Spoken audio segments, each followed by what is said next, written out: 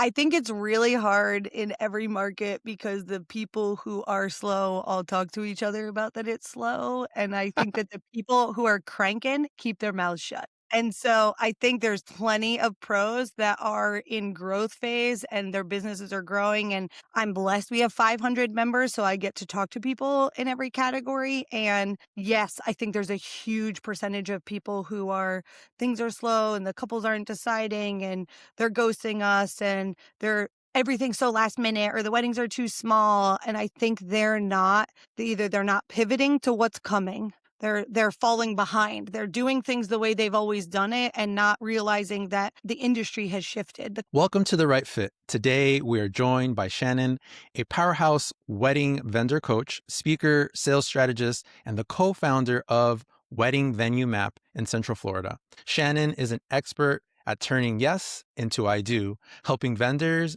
and venues articulate their perception of value to find the perfect clients. So out of curiosity, since you wear so many hats, Shannon here, coach, speaker, co-founder, which role are you finding yourself most in these days? Well, with the way the wedding industry and new couples coming in and all of the changes that have coming, the biggest time I'm spending right now is focused really within our wedding venue map community here in Central Florida because there's just so many changes happening. And so we've got to make the changes within the platform specifically for the couples, but really the education has been really focused on helping our members make those adjustments within their businesses so that everybody's winning on both sides. Winning is big. And for context, so the idea for this show is hopefully we want to help both angles, couples planning, vendors along their entrepreneurial journey, and so on and so forth. But I'm also talking to people in different states, different countries. So just to give people context who are not, let's say, from maybe an area like Central Florida, what is Central Florida covering? How wide is that span? Who are you working with a lot in that space? Yeah, our market in Central Florida is pretty wide. It's geographically probably about 100 miles. It goes as far east as Daytona, south to like Lakeland past Disney. We're way more than just Disney. People hear Orlando and think it's just Disney, but it's Yeah. like 6 counties. It's a huge market, and because everything is so connected and drivable, we have about Mm. 600 venues in the market, well over a few thousand vendors, so we our market itself does about 25,000 weddings a year according to, like, data and stats, so we are a busy cranking wedding market over here. Yeah, no, I mean, I'm from the Northeast. I do service a lot of New Jersey, New York, but I have flown out to Florida on multiple occasions. Tampa is Tampa in your market? I would Tampa's, say like, so. right on the edge of we've got some great people who do similar to what I do in Tampa, but we've got Okay, a lot of the clients and the couples and the vendors kind of will service both. So the couples crisscross in between the market, so we all work okay, together. cool. Yeah, no, it's such a huge market, and so in this wedding venue map, you are helping more so venues connect with potential clientele. Is that who Yeah, you're mainly so servicing? the best way I can explain it is that, like, we live in the space in between the couples planning their wedding and the vendors and the venues, especially that are trying to market their business to them, and so we've built a local resource, a local venue search engine, a local directory of vendors that meet a very specific criteria list, so the couples coming to use our website and our print resources know that we've kind of quality checked every single business that's a part of our membership, and it makes it a little bit easier for them to kind of choose from those businesses to be a part of their wedding. Okay. So would you say that is a differentiating factor, or maybe what are some other differentiating factors from a wedding pro? And for people who don't know what wedding pro is, it's like the Knot, Wedding Wire, Yeah. things of that nature, who kind of, I guess, offer somewhat of a similar service from my knowledge. Yeah, so they're we would consider a national directory, and we're kind of Okay. a local version with a little bit different being able to have that knowledge of a specific market, no matter where you're from or weddings. I'm originally from New England, so weddings in New York, New Jersey, up that way are Okay. very different than weddings in Florida. And so, 100%. us being able to be the expert of everything happening here, what's trending here, what's popular right now within the market is one of the biggest differences. So it's a similar concept to it's a directory format, it's just heavily local, and the other differentiator is the vetting criteria that we really take the time to vet through each business, and they have to meet that criteria to be able to join. So it just kind of gives the couples the confidence that, we've done that homework for them. That's a big step, especially for couples planning. They don't know where to start. They don't know who to trust. And if you're working mainly with venues, from what I'm understanding here, that's typically their first stop. A lot revolves around the venue and the date, is what I tell a lot of couples. So that's like your big foundational point, and then you can start adding to that. Right? If you don't have a date, if you don't have a venue, it's kind of hard to kind of get all the other Step things booked. one. Yeah. When people reach out, I'm like, maybe you should start there first and come back to me. Like, I can't take your money until you have like a date and a space. Even if it's at your house, like I need to know where it's going to be. So what made you say, I want to work on this, building this platform uh, that's local, but like what drove you to get into saying, I want to make my own thing here? I have spent so much time spent the first part of my career working in offsite catering, which is so fun because as a caterer, similar to being a DJ and MC, you get to go in and out of all the different venues around the Yeah. market. And then after that, I worked at a venue for 5 years. And it was such a wonderful experience getting to spend so much time working with the couples. But weddings can lead to a little bit of burnout. And I was ready for a tiny bit of a break of Okay. the being a part of the wedding itself, but I loved our industry. I loved helping the couples, just wanted to figure out a different way to support them. And we had so many incredible venues within our market that nobody had ever heard of. And a lot of times because they just didn't have the marketing dollars, big money to be able to push through all of the advertising noise and spend everywhere that they wanted to. So I realized if we could create a directory that would allow the couples, we always call it a venue search engine because it really is not just, hey, here's the list of them. They can really deep filter. And so they can say, Mm, I have this many guests. I want an outdoor ceremony, an indoor reception in a ballroom style venue where I can bring my dog. Like they can filter so ah, much within our platform that it would allow them to be able to find it. And we do have the opportunity for venues specifically that we do have a basic listing that is no cost. It's not a whole lot of information there, but at least it mm, gives the venues the opportunity to be found within the okay. platform. So I just wanted to create a resource for the couples. It was really my friends kept getting married and saying, I can't find a venue. And I was like, well, what are you looking for? And what about this one and this one Yeah, and this one and this one? And they were like, I've been looking for hours and I've never heard of any of them. And it was really just that's true. because those venues didn't have the marketing reach. And so I wanted to create a resource that would give them that reach to connect, build that bridge in between solving the couple's frustration and being able to give that marketing opportunity for all of the incredible venues we have in our market. Yeah, there's a lot, and that's a common question that I get. Hey, what are some venues that you recommend? What's your favorite? And then I go down the same, let's call it filter. What are you into? You like the rustic, you like the Yeah. traditional, you like the outdoors, like, and then it comes down to all these other things that you said are so important. And so having that filtration system, I think, is amazing. Helping the exposure side is amazing as well. But how are you getting to these clients? Is it like a meta ads type of thing? Is it SEO? Like, how are you targeting for them to find you, right? Because you're also competing with the national side of things, Of course. the Zolas and all these other things that might come up. Yeah. So how are you targeting and getting people to take advantage of this amazing service? I think the biggest thing when we first launched the site 9 years ago was that we really focused on search engine optimization and SEO because we knew Okay. that that would be the driver, that especially when it comes to venue. At the time back then, not that social media, I mean, TikTok wasn't even a thing yet. So, like the social media platforms, while Instagram existed and Facebook existed, I don't think people were searching within that. They would go to Google and search the keywords. So, we really heavily focused on SEO when we first launched the business. And so that when couples would go in and Google and put in their preferred keywords, barn venue in Orlando or, rustic venue in Central Florida, that our website would come up, always on page one. And now we rank on page one for like 15,000 keywords. It's freaking wild. But that was a long time ago. We did a lot of work and continue to do the work.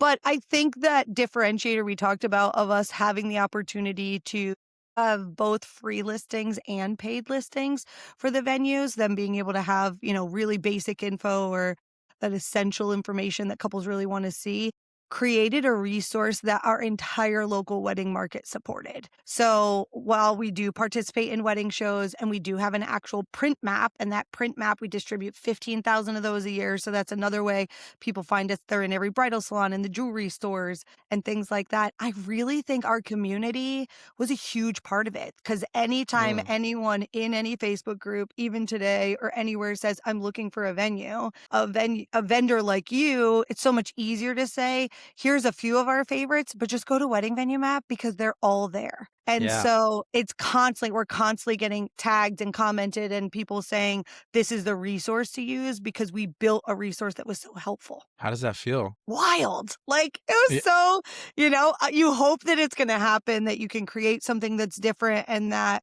people will see the value in. And because I had been in the industry for 10 years and I had spent the majority of my time networking, I really built my career on the back of the relationships within the market. And that was so helpful when you want to either add a new service or pivot into something else because all of those people were like, man, you've supported our business, referred things to us, like been there. We built those relationships for so long. I hoped that they would get behind it, but they're only gonna get behind it if they believe in it too, and so we really took the time to listen to the things they wanted it and what they hoped it could do and listen to what the couples wanted to build something that would be of value. I mean, sounds amazing, and a 9-year journey is not for entrepreneurship and business is it's a pretty long one, you know. A lot struggle to make it out of the first year, and even 5 years.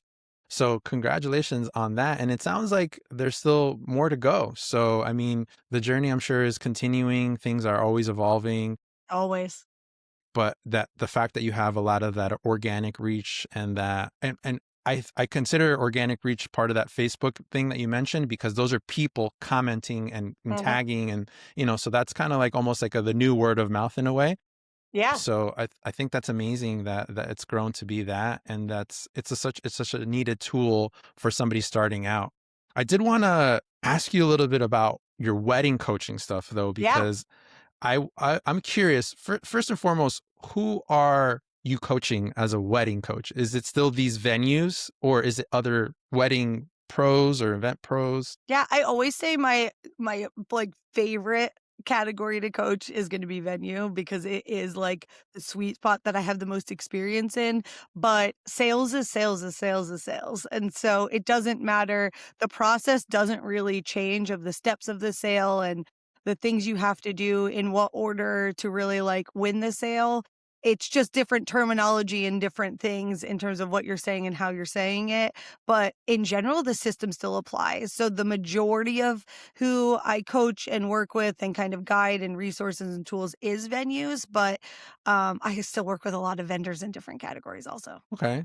So is it this you're not doing like mentor pods, it's more like one-on-one type of things and Yeah, you're kind of majority of specific. what, at this point, in terms of capacity of being able to manage all the things, like you said, as entrepreneurs, Yeah. we see new things and we want to play new things. And being able to, like, we always joke. One of my favorite things we talk about in our company is that I'm the balloon. I'm the helium balloon with all the ideas, and my team is the string that's like, oh, that's such a great idea. When do you plan to put that into the calendar and with all the things? And I'm like, oh, God, all right. Like, I'm like, "You're right. We can either put it on the shelf or we put it on the calendar. That's the game we play." Like, it either goes on the Yes. shelf or it goes on the calendar, and I stop talking about it.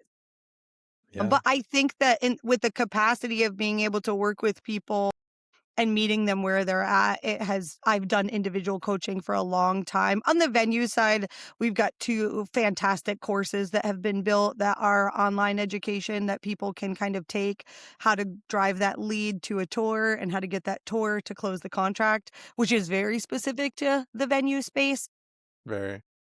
The hardest part with working with any wedding pro is trying to help them actually diagnose what the real problem is rather than what they're assuming the problem is. And that takes a little bit more one on one. Yes. And what would you say is, I mean, I'm sure they vary, right? There's going to be uniqueness in it, but what's a reoccurring struggle, pain point, or something that you see that is that thing that you got to work on first for the most part? Yeah. I think the fact that as an educator, are also still in it, meaning in the wedding industry, is such a huge factor that Yeah. I am at wedding shows doing a concierge booth where I talk to couples. And Oh, so it's okay. not just me making assumptions of the things like big picture I see, it's being able to take the frustrations that the couples are experiencing in the sales process and be able to turn around and educate on that. And I think the overarching huge problem is that the wedding industry, and if you're a couple listening to this,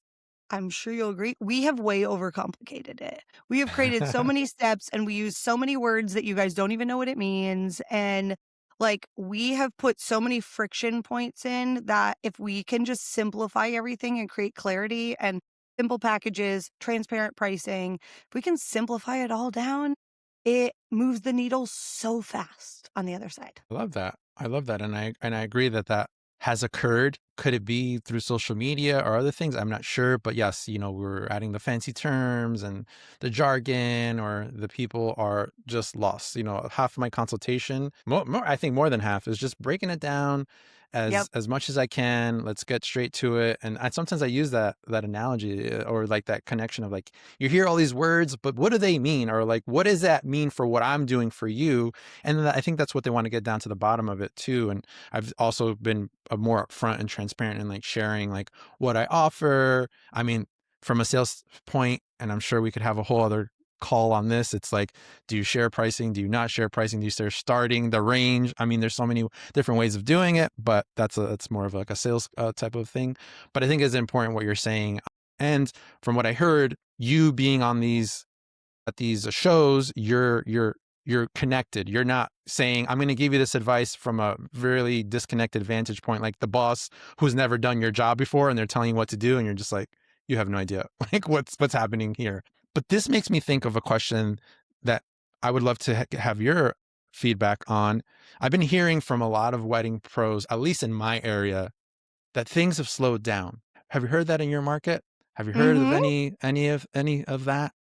Yeah, I mean, I think it's really hard in every market because the people who are slow all talk to each other about that it's slow, and I think that the people who are cranking keep their mouths Uh-huh. shut. And Uh, so I think there's plenty of pros that are in growth phase and their businesses are growing, and I'm blessed we have 500 members, so I get to talk to people in every category, and yes, I think there's a huge percentage of people who are things are slow and the couples aren't deciding and they're ghosting us and they're everything's so last minute or the weddings are too small. And I think either they're not pivoting to what's coming. They're mm, falling behind. They're doing things the way they've always done it and not realizing that the industry has shifted. The couples have shifted. They want different things, need different things. So yeah. I don't know if the word is slower because when I look at like statistical data, we Yeah. did the same amount of weddings last year as within 500 as we did the year, but like there hasn't been a statistical huge shift and drop in terms of number of weddings.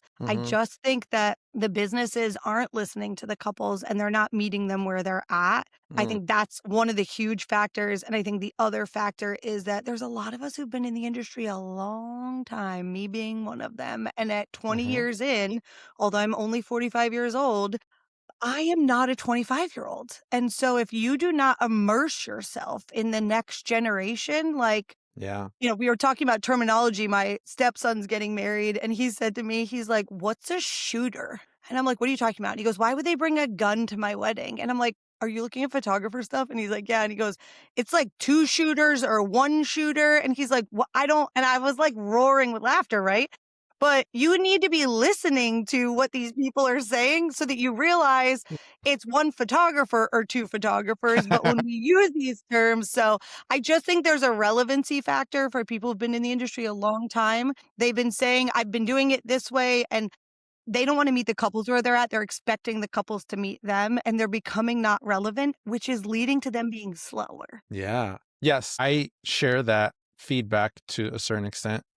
Mhm. Let's summarize it, where I say you're talking more so to a Gen Z couple, let's call it, Yeah, where majority, right. a lot of times I'm talking to my couples, and since I'm connecting through music, we're talking about like, hey, what were songs from high school, whatever it is. And then I start doing the math. I'm like, all right, this couple's 27 or this couple's 26, right? So they're in that Gen Z. So yes, now you're at a whole different way of even communicating terminology or like how they like to be approached or all these other things, like you said, moving with the times. Another resistance point I've seen with that is that a lot of these couples are using the TikToks and Instagrams of the world to find some information or to do some of their wedding planning. Mhm. And then I hear so many wedding pros, let's call it, that are a little longer in the game. They're just like, I hate social media. And I'm like, I get it.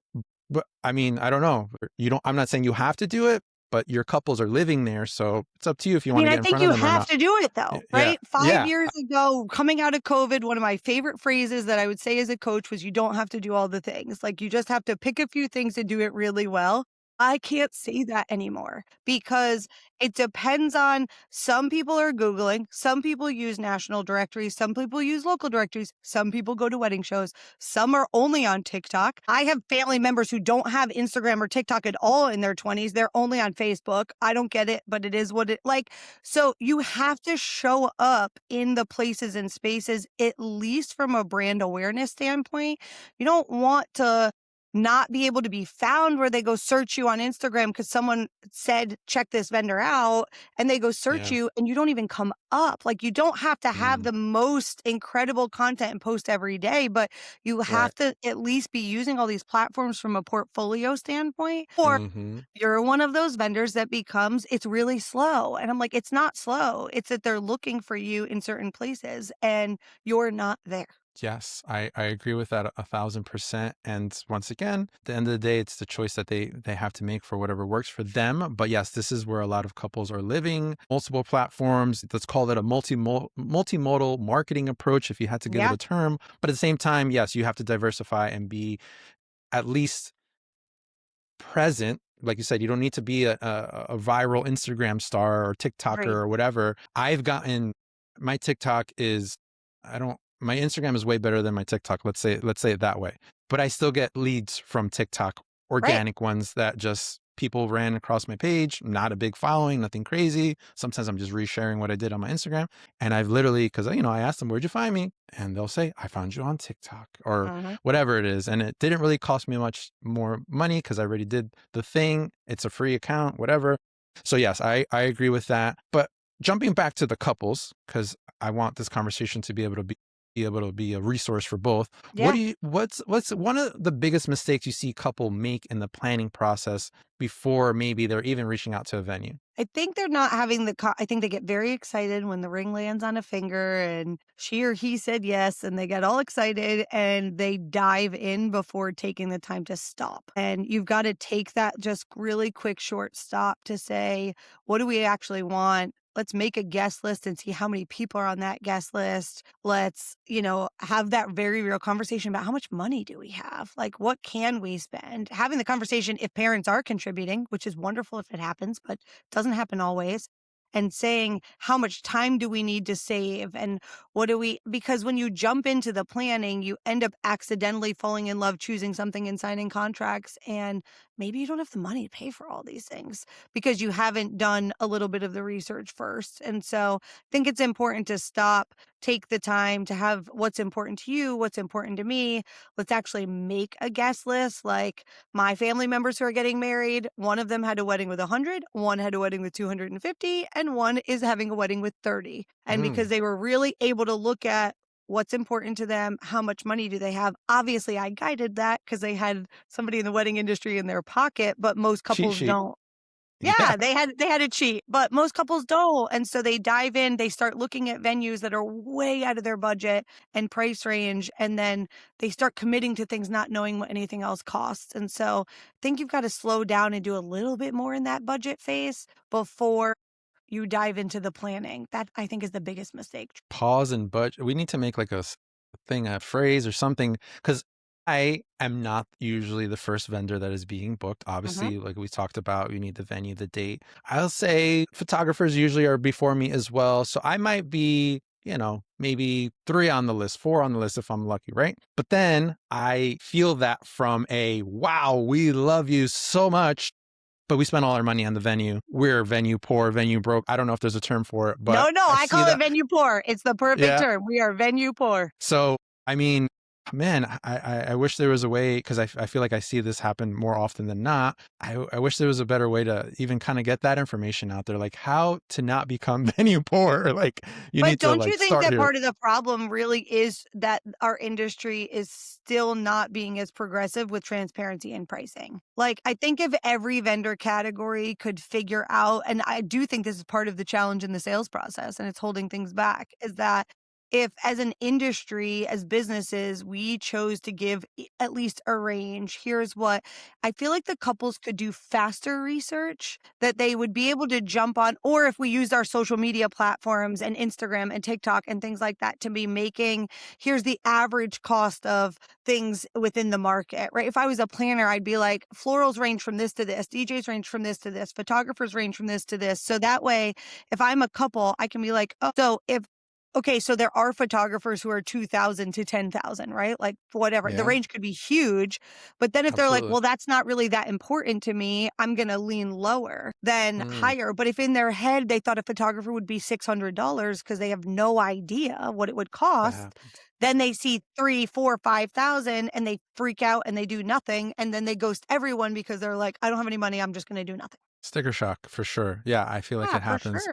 all the time. And like I said, I've tried multiple approaches. My approach as of late, I would say actually not even as late, last couple of years, I send out my service guide and click on something, you see how much it's going to cost. It throws it in a little cart. And yeah, sometimes I don't get people that, reply back, but then obviously the ones that I do, I'm not going through like that conversation of like we already Yeah. kind of know where we're at here, especially after you book some of these things or you trying to figure out what retainers or deposits you got to put down. And I've even heard stories of going back to your transparency thing that I think are important on the venue side, that they get a price per person or per plate, let's call it, right? That's like maybe an industry thing. And they say, okay, they give you a number, right? And then your number is, you're like, oh, I could do 100, I could do 150, whatever the number is. And then you go in, you're about to sign, and then you're like, they hit you with the tax and the gratuity, and you're just like, the number now, boom, an extra 10,000, whatever it is. And then I've had Yeah. people tell me stories that they went in to sign, ready to go, and they leave crying because they just didn't account for this whole extra other pretty much price. It changes the Yeah. price significantly. And I've heard of venues not being transparent with that as well. Yeah, and I think couples it's changing the whole timeline. I think they don't realize how we have an entire generation who's getting married that everything is at their fingertips right now. They can get anything super quick. I can literally click a button on my phone and in 15 minutes McDonald's can appear at my front door because I got it Mm, delivered, right? Like I can click click click yeah. click click and I get anything I want right this second. I order on Amazon, I'm like 3 days, forget it, I'll buy something else, right? Like it's not you choose a different option that even though I don't need it. I don't need it for 5 days. I don't even need it till 3 weeks. But if I want it right now. And so when we look Yeah. at what's coming in terms of the couples, like how we help them best, and I'm sure any of them listening are like over there saying, yes, yes, yes. Like Give the it to more me. transparent and information we can give them upfront as to what things are going to cost, the easier it is for them to make a decision to move through. It is that shock and all that happens that then they're like, Yeah. okay, well, now we're gonna have to step back, reevaluate. And I worked with a venue that they had somebody come tour. They were 100% sure they were gonna book. They came Mm. back 3 years later and booked because they wanted it so bad and they knew they did not have the money. So they were like, "To have the wedding I want, it's gonna take us time." And they went and they saved and they saved and they saved and came back and booked 3 years later. It was wild, but Wow. you think you're getting ghosted and they're just figuring out what things cost, and so they just need a minute. Yeah, yeah. I mean, I've sometimes gotten the wow, you were great kind of thing. If something comes up in the future, like we'll kind of get back to you, and I'm like, all right, that was a kind thing. And I mean, it's happened, not a lot, but I've actually had people come back too. So I mean, it's Yeah, not impossible. And if you, like you said, if you really want something, sometimes people will make it work, or if not, then you just say, I need another option to kind of figure out what works best. Maybe some people don't want to wait that time, but I think that also makes me think of going with your sales experience. There's a term, speed to lead. Have you heard of that one? mhm. How have you seen, and it's something that I use in my process, AI or automations be able to be that fast response? Because somebody can DM me today. They get an auto reply. They can click here, and then within minutes, they're getting my service guide, email, welcome, all this stuff as fast as I can't do it any faster myself. I used to do it manually, and I cannot beat it. No, Do you and I find think your that a lot of businesses, AI and automations doesn't take the personality out of it. You're still the person on the backside, but if you're trying to create a barrier to get the lead in the funnel before you give them pricing, or you only give ranges and you want them to fill something out or start the DM conversation or give you their email address to get that information, you've got to figure out what tools you can use, whether it's your system that you use, like the CRM where your forms go into, can it immediately, all they want to know is the pricing. That's all they want to yeah, know. So right. get them the pricing as quickly as you can. And whether that's using ManyChat in the DMs so that they just can literally comment the word pricing or packages and it sends it to them. Like there's so many ways that you can create that. Speed to lead is huge right now. And when you look at like the data and the statistics, the percentages of them who are booking the first person to reach out, it's so high Yeah. because it's that first person to reach out and the automation can get them the information they want as quickly as possible. And that's all the couples want. They just want to know what's included and how much does it cost in a way that I can understand it. And they're Right. pre-evaluating your business so much using social media platforms and your website and they've already done so much research by the time they ask for that you've Yeah. already been shortlisted. They've already read your reviews. You've already done Right. all of that. So you don't need to guide them through a huge long process. You just got to get them fast and dirty. And if you're getting dead leads that ghost you, it's because you're not being transparent in pricing in any way. So they're filling it out to get the info. And then they're like, oh, I can't afford it. And who the hell wants to have to say that over and over again? They don't. So they Yeah. just delete you. No, and I kind of going back to our slow, vendors, and I think that's another part of it too, where I hear on the opposite end when I am talking to somebody, sometimes they're like, "You'd be surprised how many people did not get back to me." Forget Yeah. I filled out the the speed form. factor, like Not just never even got back at not all. even the fast. They just Yeah, don't even reply. And honestly, I feel this too because as a coach, I secret shop people all the time. And I'm like, sometimes I meet with like owners of a venue and I'm like, filled out the form with 4 different email addresses over 3 weeks and only 2 times did someone reach out. I was like, you lost 2 leads, died. How much of that is happening? Because they don't have some kind of technology behind them. And in today's day and age, you just have to. no, yeah, that's I think it's important, and another part that I struggled with personally, Shannon, and I'll be the first one to admit it. And I know other it's called entrepreneurs, event professionals struggle with too. It's the personality. Will they lose? Will I lose the personality I'm a very high touch DJ. I have like extra meetings with my clients. I do like a lot of extra stuff. It didn't take away from that. I feel like I'm able to do more because I took out some of those tedious tasks that really weren't, moving the needle, I guess you could say, in this call it the high touch department. And I could still add my personality. My ManyChat auto reply, if you ever DM me on my personal Instagram, I made it kind of funny, I made it my personality. I made it like just me as much as I can. And I was very transparent, like, hey, this is not me responding. It's the robots kind of thing. But like I'm gonna get back to, Yeah. whatever it is, you could still add your personal touch even to your automation. Whoever is worrying about that personality factor, don't worry about it. I've been there. I have had that struggle, and it's not going to take away from that. It's actually going to probably give you more time so you could be more hands-on with your clients if that's what you're looking to do. And if you don't want to be very hands-on, you don't have to be either. But, the whole speed to lead and getting back to people as quickly as possible is going to be very important in the sales Yeah, process. you said it. There's so much opportunity to put personality in. Even our autoresponder from the website form was like, you guessed it, you filled that out, and within 1 minute, that information is in your inbox. This is an automated email, but as soon as I Yeah. get back into the office, I'm going to reach out to you personally. So if you Yeah. take a look at this, hit reply. If you have any questions, let me know, and I'll get back to those. Otherwise, I'll check in and we can start the conversation on next steps after that. Like, it's okay to say that. It's fine to be like, Yeah. this is an automated email. Sure is. They're not Yeah. dumb. If you think Right. just because you put a 5-minute delay on it, if you think they think that you're sending that email at 11:30 at night when they filled out that form, they don't think it was you. And I mean, you also made me think of another thing. Like you said, yeah, I've had people at all times of the evening. For whatever reason, people love to plan their wedding in the middle of the night. But anyway, so that's a valid point. But also as wedding event professionals, the time that people are planning are also on the weekends. And guess what? we're busy. Yeah, we're busy. So sometimes it would be like, I mean, I even have an auto reply on my regular email just for my current clients, reminding them like, hey, Friday to Sunday, like you're probably gonna hear from me Monday, maybe even Tuesday sometimes, depending on how much stuff I have Monday morning. Reminding them that like, hey, this is when we service our clients the most on the weekends, Friday to Sunday. And I mean, sometimes I have weekday events. Furthermore, once again, now they have to wait all these days. They're on to the next one, and that's it. Everybody's saying I'm not going to wait 3 days for this Amazon package, and Yeah, it's but a that's you valid thing, setting proper expectations, right? Like right? Amazon realizes we have an entire handful of people who don't want to wait. So they don't say you'll get this when you get it. It's very transparent and clear that this one will come in 24 hours because it's already stocked in my warehouse.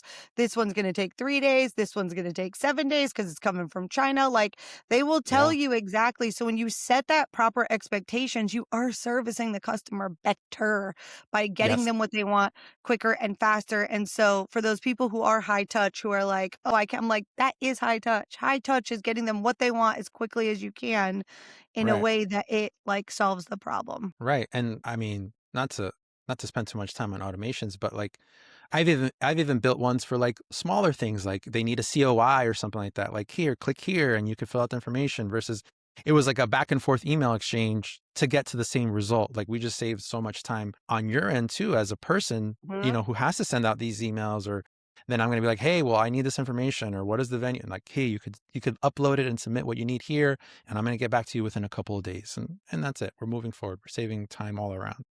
Well, and all of that is the big picture we're talking about, right? Like that, whether you're a professional or you're a couple, like it's not the couple's job to educate us. Like it is our job to pay attention to what's coming, right? And so you've got to really open up your ears and start to listen. And what kinds of things are they asking you, or where are they falling out in your sales funnel? Like people will say, oh, I'm never going to put pricing on my website. And I'm like, when's the last time you looked at your analytics? So I will go onto their website analytics and see that they had 100 people hit their website this week and 4 people fill out the contact form.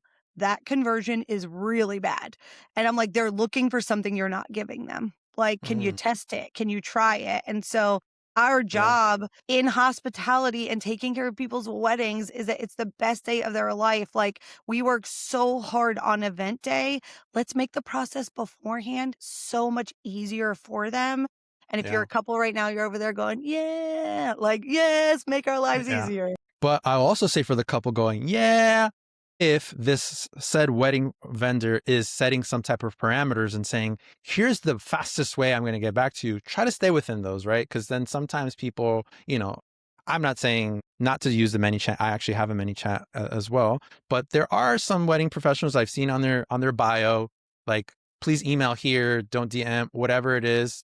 I feel like sometimes, I don't know, I'm not saying that everybody has to have that ManyChat thing, but sometimes the clients are also going the alternate route. They're calling the phone, and then maybe the phone's not the fastest way. So you also can't get upset if they say, "Hey, this is the quickest way I can get back to you," and you Yeah, but decided to is go that another way. fair? Like, is that I fair don't as a know. business to say, meet me where I'm at? Or is it fair for the customer to be able to say, we live in a world where I can text you, I can call you, I can email you, and I can DM you? And as a business owner, is it exhausting? Yes. But at the end of the day, if you're setting the parameter saying the fastest way to get to me is the email, like that the quickest way is through text, that I can't, but at the amount of people that we call and they never call back, that like they just never return phone calls and they'll say to me, "Oh, I don't check my voicemail." And I'm like, "There's money and leads and clients sitting there." So, I agree with you for the fastest response all day long, but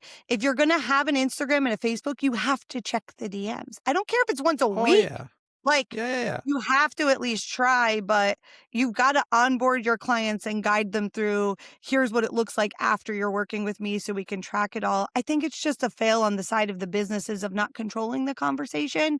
Because as a customer, I'm gonna go off the rails. I'm gonna DM this friend, and I text that friend, and this friend only responds on TikTok, and this friend only responds on Facebook Messenger. But if I wanna get to that person, I've gotta meet them where they're at. Yeah. I mean, look, It's I will annoying though, say, and we're small businesses, so I get it. right, like a phone call. Depending on where you're at or what you're doing. Once again, going back to the weekend thing, like I've had people blowing me up on a Sunday morning I'm sorry, if Bye. I'm at another person's wedding, I'm not probably not gonna pick up, and if I pick up, I'm gonna be like, "I'm at a wedding," and then I'm gonna be like, "I gotta go." Like, it's gonna be Right. hard to have that conversation, so it's just more o of that line, but I agree, you have to do your best to try to meet them where they're at versus, like, make cause another friction point, as you would say, and, kinda make them work a little harder, but once again, listening to this, depending on the type of business and what they do, and if it's weekend, venues I feel like are a little bit better. I mean, I don't know if I'm making this up, that they usually have some type of person in the office all day. At least Monday At through least they Friday for should. sure. Yeah, at least For they sure, should. Monday through Friday, 9 to 5, there's Yeah, almost always right. somebody there. Some other wedding pros, like maybe a florist that's mobile. I don't know if they have an Yeah. office person all day, but definitely something to look into. So, Shannon, I mean, you've built this system and you've grown a community, which I'm very happy for you for. I know we just kind of met, but I love to see other people win in this industry and also help provide value to couples, because essentially that's who we're here for, to just try to help their make their life easier. And I think wedding day is important, but I'm also very big on pre-wedding day. What does the process and all this journey look like? But if you could sit down with this younger self, just starting out, what's like the most important piece of advice you'd give her about the woman she's going to become? Because you're here now, but going back then, did I don't know if we always have that foresight, or did you? I never thought I was gonna own my own company. Like, I loved sales and I love the wedding industry, and I enjoyed working for other people who gave me the autonomy to fly and change things and, like, kinda create my own way within their business. So, this wasn't really ever part of the path, but if I could go back, like, the 2 things I would tell myself is that working in hospitality, like, you honestly have to train your family and friends very early in terms of what our life is gonna look like, that getting even dating back in my early 20, like, way if we're going way back, like, way back when I first started my career, it was like, trying to explain that I'm gonna work every weekend of my life, like, it's, what it is. Yeah. So I think having those really real conversations with family and friends about, like, "I can always make time and prioritize you, but I'm never not gonna be busy. So you've gotta get ahead of me in terms of the schedule and the timing, like, tell me and I'll do what I can." So I think training my friends and family, especially as an entrepreneur, but I think anybody who works in hospitality, giving them having that talk so that they don't feel left behind and trying to, like, make time for them. I think that was a huge thing that I didn't do early enough. I mean, they're all well trained now, but back then, not so much. And then I think the other one is really the power of, in any industry, having a huge network. Mm, The businesses that going to networking events, whether you're an introvert and you want to do one on one and build relationships, but you have got to have your own village within our industry so that when you're frustrated, when you're like, you need to have other people, whether they're in your same category in a different area of the country, right? Like, I can connect you to a DJ in Orlando who's on the same path you are, that you're like, damn, I'd love to be able to have somebody to call. But you only meet people like that at national conferences, at the big picture thing. So you've got to build a network of people who do what you do. Maybe they're ahead of you. Like, I'm 20 years in, but I got a lot to teach you. But you know who teaches me the most? The 25-year-old on my team. She is constantly challenging me and pushing me. So I think building a network, building a village within the industry of people, whether they're local, national, or whatever, is invaluable at any point. It's the people who had the network in the village who thrived through COVID. Like, they didn't absolutely. survive. They were like, they had it. We were all pushing each other to stay busy while we couldn't do other things. And what are you going to do? And we co-worked on Zoom, like, but we had that community. So build a Right. village. I love that part, and something that resonates with me because it is something that I struggle with, the networking part. I mean, I did also deal with the letting people know, "Hey, I'm busy on the weekends. You can't invite me for the party next week. I'm not going to make it." Sometimes I still got to remind some people, but that I've done a better job at that at this point. But the networking thing was interesting for me because I was very like, keep your head I was raised very keep your head down, whatever, stay in your own world and business and lane. And even with social media, I was not really out there, things like that. But in the last couple of years, I have put a little bit more focus on the networking side of things. And it's been amazing because yes, you build a community, but then also people to bounce ideas off of. Or when I do travel to DJ different events, I have, if I need equipment in Miami or Tampa or Mexico, like I now have that all over the place. Like you said, it's not just local. Sometimes it could be national or international, depending on what you're looking Yeah. to do. So your network is, wow, so big on your potential growth, right? And what you could do, what you can learn. And then people who can push you to say, okay, wow, you're doing this thing that I didn't think was possible, but now I know that you're doing it, so it is possible. There's like an old research done, and I'm gonna really kind of give you like the cliff notes of it. Essentially, nobody broke the world record of running, and then somebody broke it, and all of a sudden, a bunch of people broke it after that. So it's like you see it, and it sees possible, and then all of a sudden you feel like you could do it. So now you're doing the things. Part of that is your network and connecting with those people. So I think those are amazing tips that you gave, and we're getting to the end where we like to end in a rapid fire round where it's more just give the first answer that comes to mind. It doesn't Ready. need to be too long. But the first one is, what is one detail guests always remember about an event? I think if you can surprise them with food, I think there's something that connects in the food and beverage world, whether it's something like unique outside the box, some kind of interactive thing or not, just something that is gonna like take their that was so unexpected with food or beverage and dessert or somewhere in that realm. There's something that connects to our memories in that find something in F&B and blow it out. Okay, I like that. What is one wedding or event trend that we need to retire like now? All right. Well, I give me two I then. I know of like so many trends. I think people following the color trend is the Okay. trend I want it to go away. I think when you're just seeing so many of the things, like if you had told me this year was gonna be the year of burgundy and this like green color, like I would never have thought, but one person sees it and then it gets trending and it goes viral. So I think like stop following the trends and really just pay attention to what is gonna leave your people leaving your wedding saying, "Oh my God, that's so them." Right, right. And then I always add to that, how is this going to age? Because you Yeah, might look at timeless. this 5, 10 years from now and be like, okay, I get it, it was cool then on TikTok, but it didn't age so well. So definitely something to consider. A last rapid fire is, what is something that can instantly kill a vibe at an event? Poor timeline management. I think when things are not when you don't trust the pros to know how we're gonna time things and where we're and it's so great because 'cause we've made so many shifts. Like, we used to do it this way, where first you had this, and then you had that, and then you did this, and we've really paid attention to the vibe now. And so, I think as DJs, planners, we've adjusted where those things fall. If you wanna throw the bouquet in the garter, great, but do it when I tell you to do it.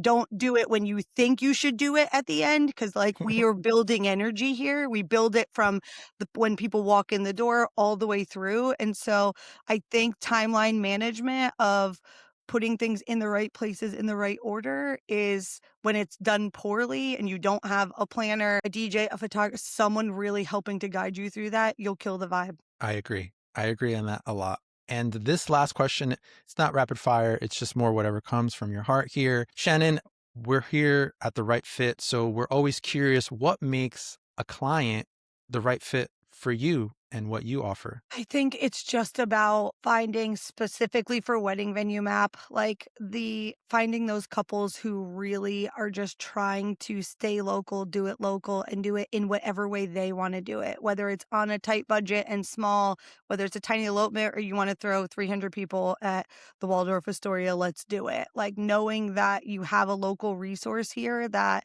can help support you in any way through the directory and through content, but you can also just dirty DM us and ask us questions. And so, really saying to people who want the help, we're not wedding planners, but we can help guide you in different directions. So, people who want the guidance rather than trying to figure it out all on their own. Use your resources, they're out there. So yeah, get in the dirty DMs, like Shannon said. And where can people find you? I know you're all over the place, but where can guests find you along the way? Yeah, if you're a couple planning your wedding and specifically in the Central Florida market, head over to just Wedding Venue Map on Instagram. You can check out the website and see all the incredible vendors and venues and things that are there. If you're a wedding pro, I'm usually the most inappropriate over on Instagram at the Shannon Experience. Let's And go. then shannontarrant.com is my website. So head on over and would be happy to connect. If you struggle with sales and things like that within your wedding business, happy to chat. Shannon, thank you so much. This was quite the resource. I'm doing my best to make this show as well rounded as possible. So, a guest like yourself being so unique, it was amazing to have. So, thank you so much for making the time today. And for those listening or watching, thank you for tuning in today to The Right Fit. And of course, we hope to see you on the next one. Take care. Peace.